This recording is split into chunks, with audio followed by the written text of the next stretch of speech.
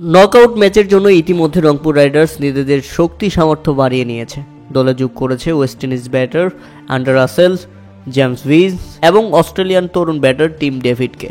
রংপুর নিজেদের শক্তি সামর্থ্য বাড়িয়ে নিয়েছে, তাহলে খুলনা টাইগার্স নিজেরা পিছিয়ে থাকবে কেন? তাই তো এবার তারা যোগ করেছে দুই ওয়েস্ট ইন্ডিজের তারকা ক্রিকেটার জেসন হোল্ডার এবং শিমরন হেটমায়ারকে। তাই এলিমিনেটর ম্যাচে খুলনা টাইগার্স এবং রংপুরের যে ম্যাচটি হতে যাচ্ছে সেটা হতে যাচ্ছে এক হাড্ডাহাড্ডি লড়াইয়ের ম্যাচ। কেউ কারো থেকে কম নয়। শিমরন হেটম্যান কেমন খেলোয়াড় সেটা আপনারা ইতিমধ্যে জানেন। তিনি একাই জিতিয়ে দিতে পারেন খুলনা টাইগার্সকে। সেই সাথে অলরাউন্ডার জেসন হোল্ডার বোলিং এবং ব্যাটিংয়ে খুলনা টাইগার্সকে দারুণভাবে সঙ্গ দিতে পারবে। প্রিয় দর্শক, আজকের ম্যাচে কে জিতবে বলে আপনি আশাবাদী? রংপুর রাইডার্স জিতলে কোয়ালিফাই করবে, আর হারলেই বাদ। একই সংখ্যা খুলনা টাইগার্সের জন্যও, হারলেই বাদ আর জিতলে সুযোগ আছে কোয়ালিফাই করার। নকআউট এই ম্যাচে দুই দলই নিজেদের শক্তি সামর্থ্য বাড়িয়ে নিয়েছে। প্রিয় দর্শক, ম্যাচটি শুরু হতে যাচ্ছে দুপুর 1:30টায়।